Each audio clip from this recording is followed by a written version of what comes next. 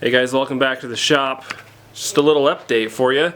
How's packing going? Well, you know, it's going.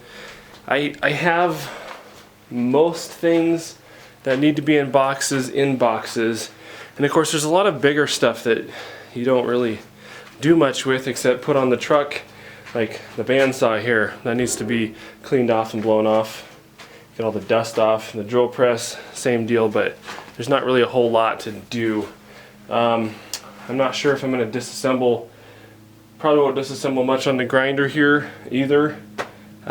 This is not attached, so that can come off, but yeah, just a matter of carrying stuff to the truck when we get it, and then there's still a few things I'm sure that are going to go away before we're all done. One of the things I do need to pack up and get done is the stitching machine, the old it's not old, but the sewing machine.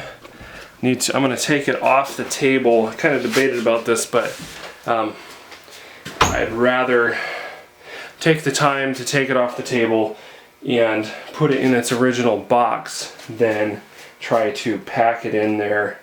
Say hi. Say hi. Good job. That's my baby. One of my babies.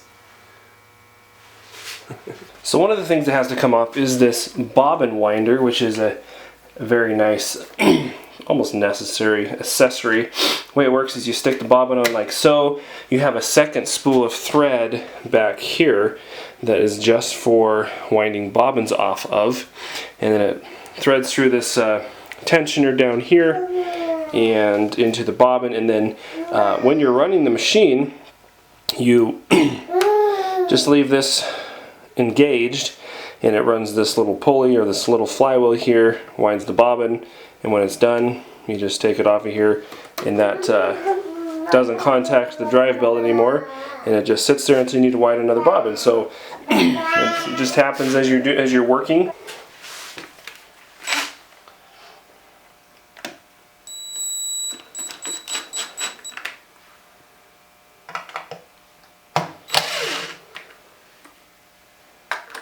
I'll just put these screws back in the same holes so that we won't lose them.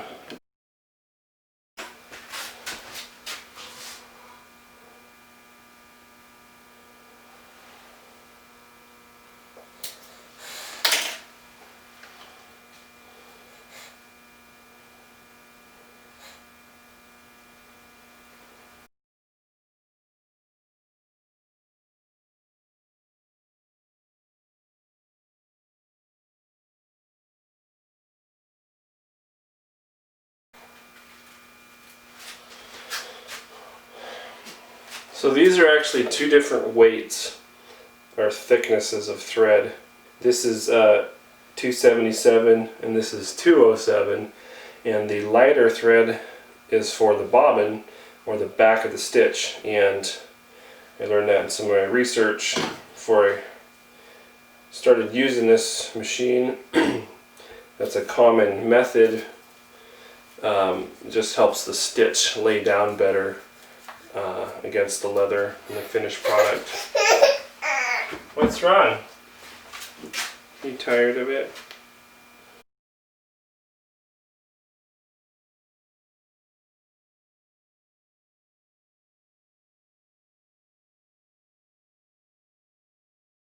Okay, so that's the basic machine right there.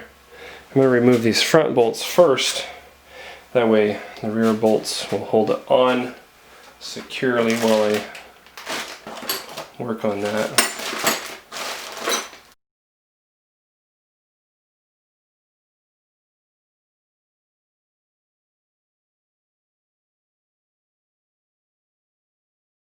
This linkage here goes down to the foot pedal,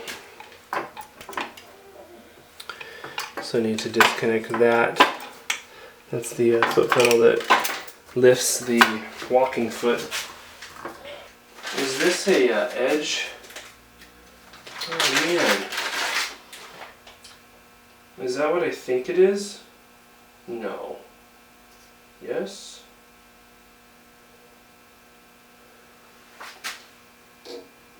I think it is. Oh man. Are you kidding me right now?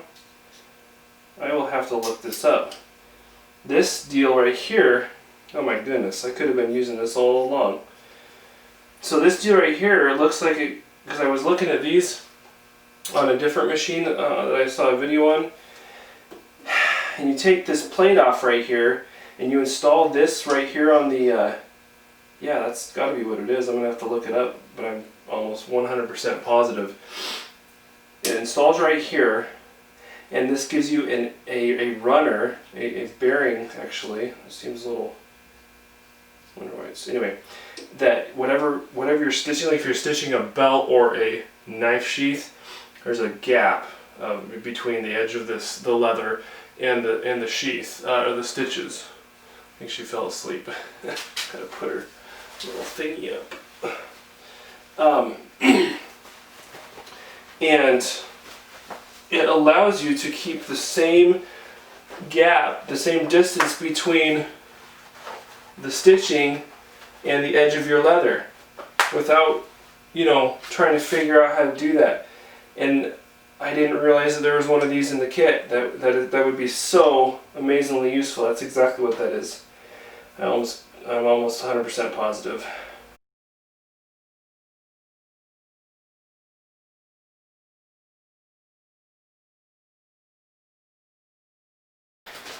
It's a bit heavy.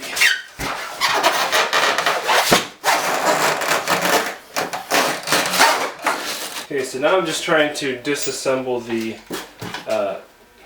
thread spool holder.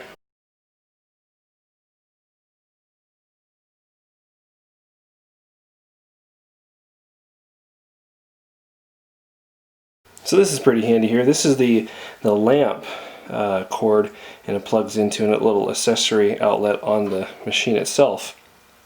But I have to pull this cord through the hole in the tabletop to get it apart, and so of course this plug doesn't fit. But the solution to that little dilemma is using this type of plug, which I don't know what it's called because I'm not an electrician, but if I can slide this off of here, seems to kind of snap on there. Does it come off this way?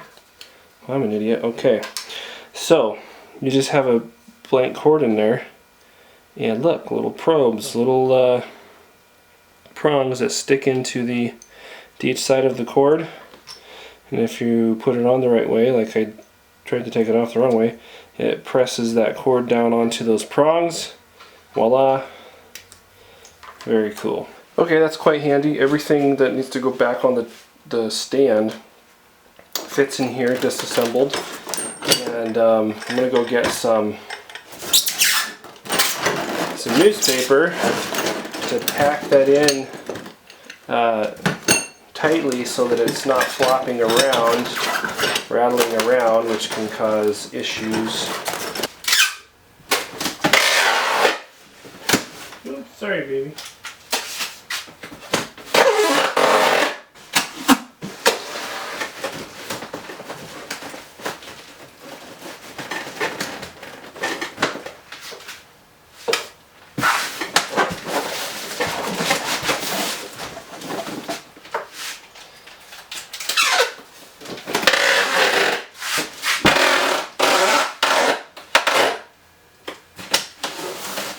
Alright guys, well that's kind of it for today. Appreciate you tuning in and watching as always. Appreciate that support, and there will be more to follow in the days to come. Tomorrow actually we're going to start loading the truck.